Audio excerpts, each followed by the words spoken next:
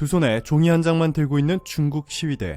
현재 중국에서는 수억 명이 거리로 뛰쳐나와 이렇게 두 손에 백지 종이 한 장만 들고 있는 시위를 펼치고 있습니다. 역사상 단 한 번도 보지 못한 엄청난 규모의 시위로 28일 소셜미디어와 목격자들에 따르면 일요일인 전날 밤 10시께 베이징 차오양구 량마차오르 인근에 아무런 구호도 적지 않은 이 A4 용지를 든 사람들이 몰려들기 시작했습니다. 시민들은 아무 말도 하지 않지만 우리는 모두 그것, 백지가 무엇을 의미하는지 알고 있다. 말하지 않은 것을 두고 검열을 할 수는 없다. 안전에 대한 우려 때문에 성만 밝힌 사진작가 멍씨가 워싱턴 포스트에 전한 말입니다. 그는 시민 모두가 백지를 들고 있었다고 전했습니다. 27일 베이징 차오양구 량마허에서 열린 시위에 참여한 조니 씨는 로이터에 백지는 우리가 말하고 싶지만 말할 수 없는 모든 것들을 대변한다 라며 수억 명의 중국인들이 동시에 시진핑 물러나라를 외치기 시작했다고 전했습니다. 심지어 시진핑의 모교인 칭화대에서도 이 대규모 시위가 일어났는데 시위대는 시진핑 물러나라, 공산당 물러나라 라고 외친 것으로 알려졌습니다. 페리링크 캘리포니아 리버사이드대 중국어학 교수는 천안문 사태 이후 가장 과격한 시위라고 말했는데요.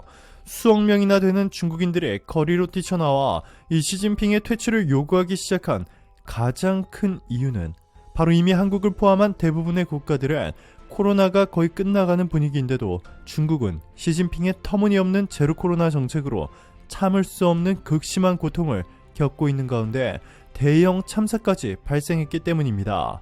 현지 시간으로 지난 24일 오후 7시 49분께 중국 북서부에 위치한 신장 위구르 자치구의 주도 우르무치의 한 아파트 건물 15층에서 발생한 화재로 3세 유아를 포함한 10명이 숨지는 참사가 발생했습니다.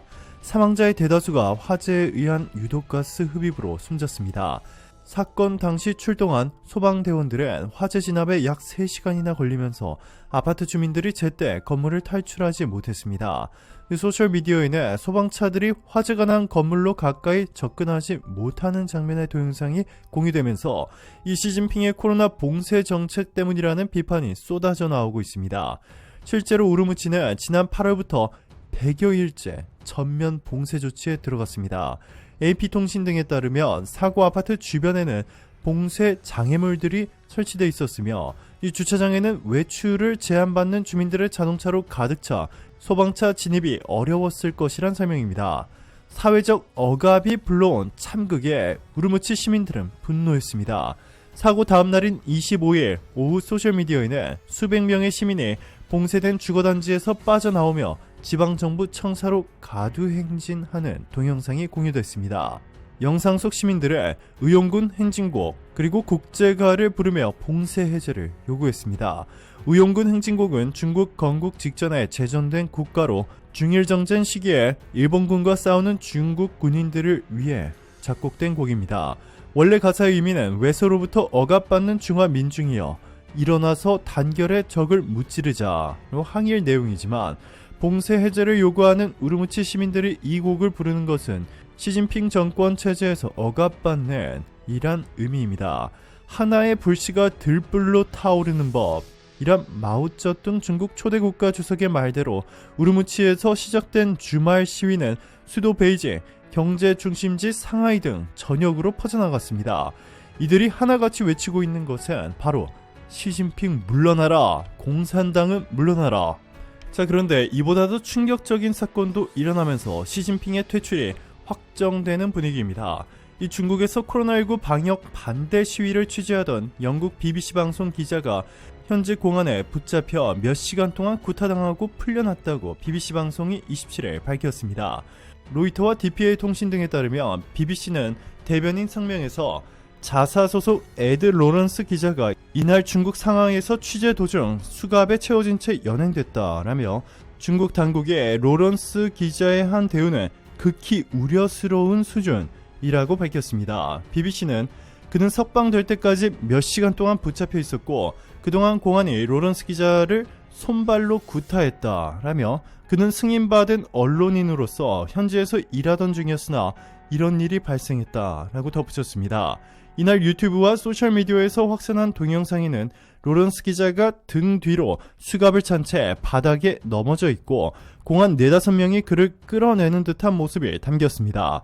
또 다른 동영상에는 로런스 기자가 연행 과정의 주변에 당장 영사관에 연락해 라고 소리치는 장면이 포착됐습니다. BBC는 로런스 기자의 석방 후 중국 당국자가 시위대에게서 코로나19에 감염되지 않도록 로런스 기자의 안전을 위해 연행했다라고 주장했다며 이는 신뢰할 만한 해명으로 받아들일 수 없다고 강조했습니다. 너무나 황당하죠. 영국 정부는 자국 기자의 폭행에 즉각 유감의 뜻을 표명했습니다.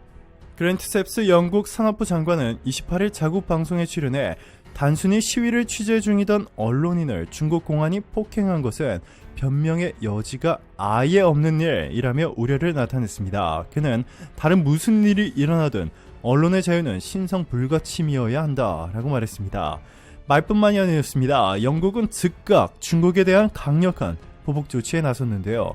리시 수넥 영국 총리는 중국이 자국의 이익과 가치를 위협하고 있어 양국 간 황금 시대는 끝났다고 밝혔다고 로이터 통신이 28일 보도했습니다. 수넥 총리는 이날 주요 외교 정책 연설을 통해 중국은 의식적으로 모든 국가 권력을 지렛대 삼아 세계적으로 영향력을 확대하려 나서고 있다며 중국에 대한 영국의 접근법이 진화할 필요가 있다라고 말했습니다.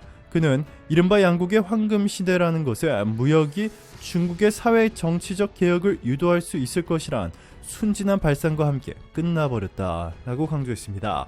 그러면서 중국이 BBC 기자를 폭행한 것을 언급하며 중국은 우리의 가치와 이익에 체계적인 도전을 가해오고 있다라며 이 도전은 중국의 권위주의가 강화하면서 더 심각해지고 있다라고 말했습니다. 또한 중국은 영국의 기술을 훔치고 영국 대학에 침투하고 있다 라며 중국과 관계를 완전히 끊어버리고 대신 한국과 관계를 획기적으로 강화할 것을 시사해 전 세계적인 주목을 받고 있습니다. 전문가들은 수넥 영국 총리가 한국을 선택한 것에 대해 중국과 달리 신뢰도가 매우 높고 영국이 가장 필요로 하는 최첨단 IT 기술 분야에서 세계 1위를 달리고 있기 때문이라고 말했습니다. 시진핑을 극도로 혐오하는 수넥 영국 총리, 하지만 중국의 영원한 2인자로 불리는 리커창 총리와는 각별한 사이인 것으로 알려졌는데요. 최근에도 둘 사이에 심상치 않은 관계가 포착되자 이 주요 외신들은 중국 공산당 내부에서도 리커창을 새로운 중국의 국가 주석으로 만들기 위한 작업을 착수할 수 있다고 전했습니다. 시진핑과 관계를 끊어버리고 한국을 선택하는 과감한 결정을 내린 곳은 영국뿐만이 아니었습니다. 세계 1위 기업 미국의 애플도 이번 시진핑의 터무니없는 중국 내 정책 때문에 이 천문학적인 손해를 입자 중국에서 철수해버리겠다는 파격적인 발표를 했습니다.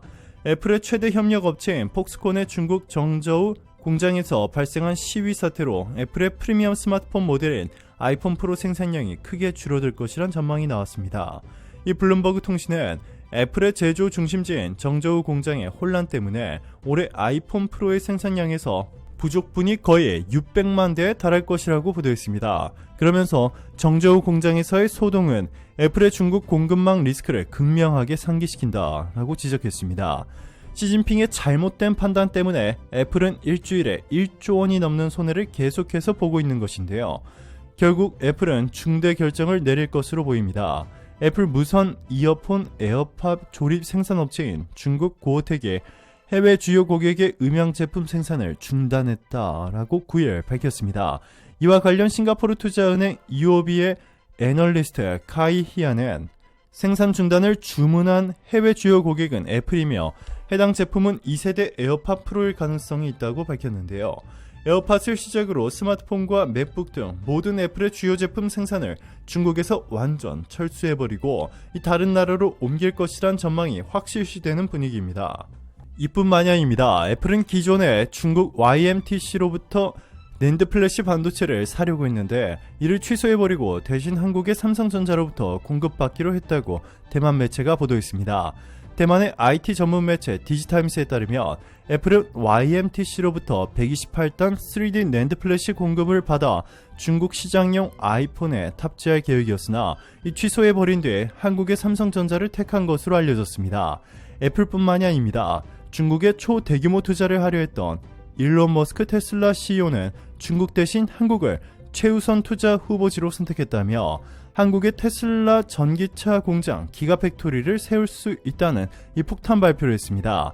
머스크는 지금도 테슬라가 자율주행이나 인공지능 관련 분야에서 한국의 우수한 부품을 많이 사용하고 있다며 중국 대신 한국을 선택한 이유에 대해서 설명했습니다. 일론 머스크는 애플과 전쟁을 선포하며 한국과 역사상 최고 수준의 협력 관계를 예고하기도 했는데요. 머스크는 애플이 앱스토어에서 트위터를 보류하겠다고 위협했다. 하지만 애플은 그 이유를 우리에게 말하지 않을 것이라며 무슨 일이 벌어지는 거냐라고 팀 쿡 애플 CEO에게 따졌고, 애플이 아이폰 앱스토어에서 트위터를 퇴출하겠다고 위협하자 일론 머스크는 애플과 전쟁을 선포하며 스마트폰을 자체적으로 만들어 애플을 눌러버리겠다고 전했는데요. 현재 전문가들은 일론 머스크가 선택할 수 있는 선택지는 두 가지. 첫 번째는 삼성과의 협력, 두 번째는 LG로부터 스마트폰 생산 라인 및 기술들을 모두 사들인 뒤에 한국 IT 기업들과 긴밀한 협력을 통해 애플에 복수하는 것이라 전했습니다. 기가팩토리에 이어 스마트폰 사업까지 한국과 강력한 협력 관계를 구착하려는 일론 머스크. 현재 전 세계 시장은 너무나 빠른 속도로 급격한 변화를 맞이하고 있습니다. 오늘도 감사합니다. 최고로 멋진 하루 보내시길 바랄게요.